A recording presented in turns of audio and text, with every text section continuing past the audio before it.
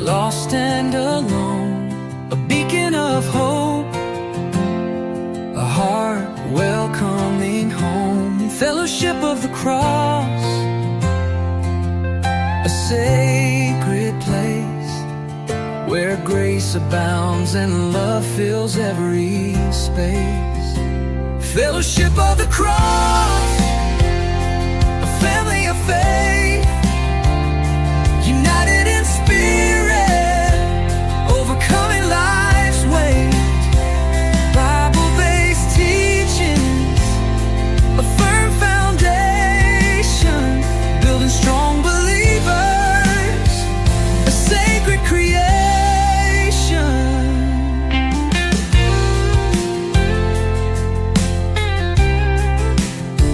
Open arms embrace with tenderness and care, a listening ear for burdens to share. Fellowship of the cross, a sanctuary of peace, where souls find healing and burdens decrease. Fellowship of the cross, a family of faith, united in spirit, overcoming life's weight. Bible-based teachings, a firm foundation, building strong believers, a sacred creation. We gather together as one body in Christ, inspired by His love, our spirits ignited. Fellowship of the cross, a legacy of grace. Generations to come will find this holy place. Fellowship of the cross, a family of faith, united in spirit, overcoming life's weight. Bible-based teachings, a firm foundation, building strong believers, a sacred creation.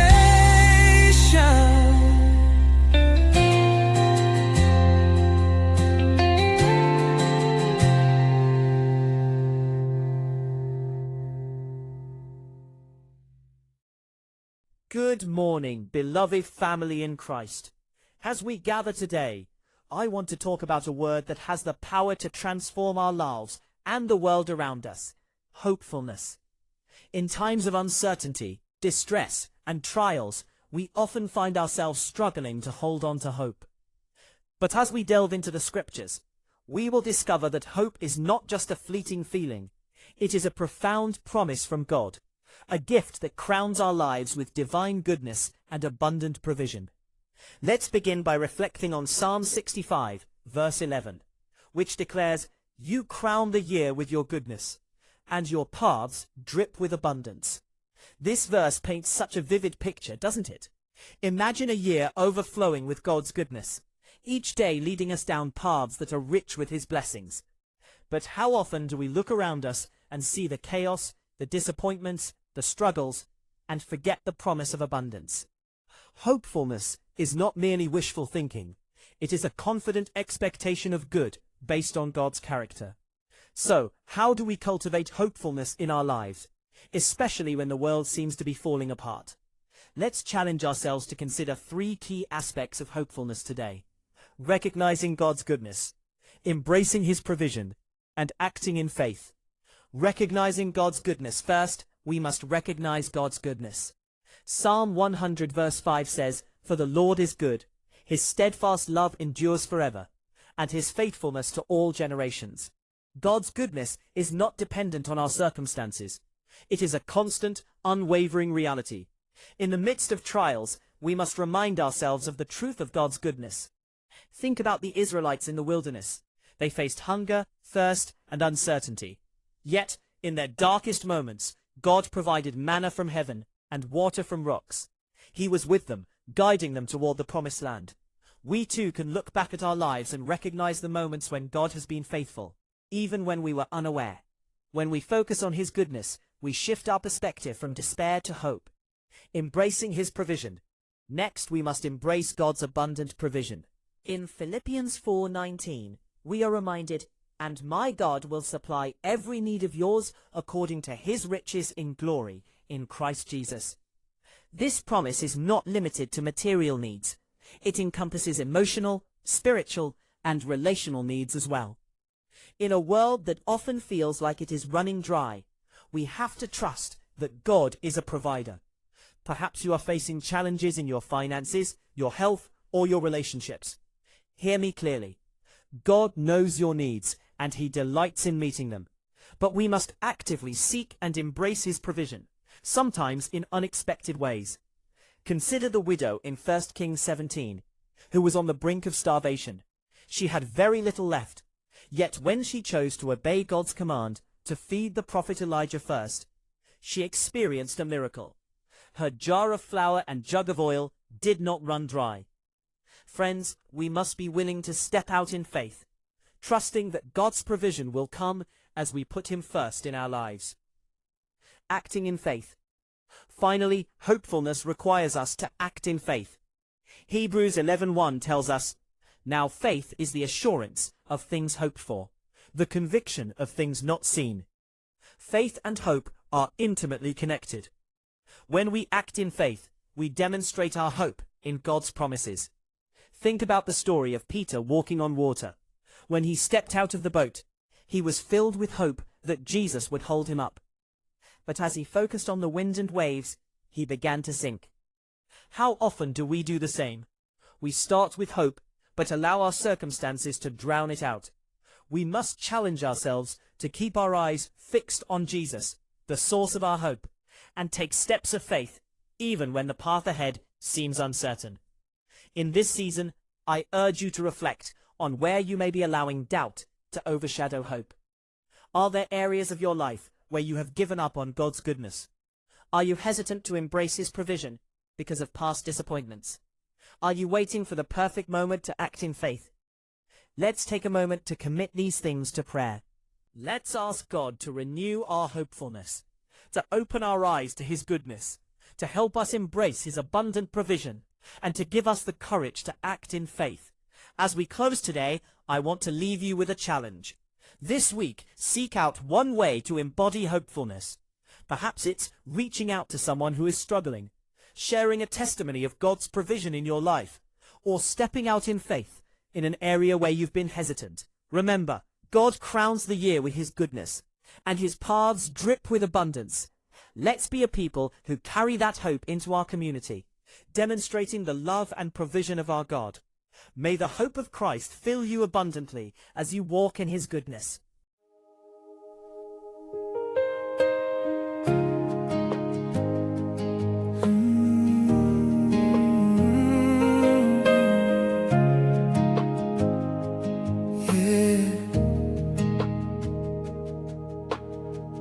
Morning breaks on fields of favor, every furrow filled with grace. All the roads I walked in hunger now drip with mercy in their place. You had walked ahead of footsteps, turning dust to harvest wine. In the drought and in the deluge, every season you were kind. You crowned the year with your goodness. You filled my hands with more than enough. Every valley runs over with blessing. Every footprint is covered in love. From the first light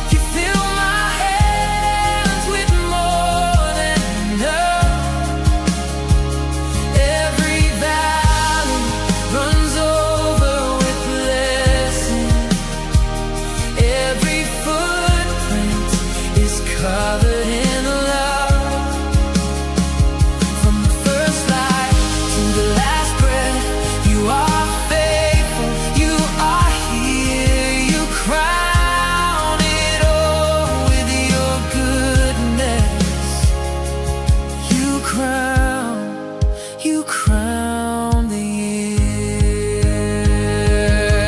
In the planting, in the waiting, in the weeping, you are working. In the breaking, in the healing, all I see now is your overflowing mercy. You crown the year with your goodness. You fill my hands with more than enough. Every valley runs over with blessing. Every footprint is covered in love. From the first light to the last breath, you are faithful. You are here.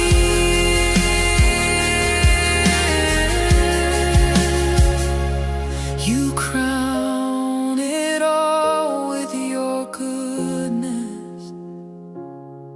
You crown, you crown.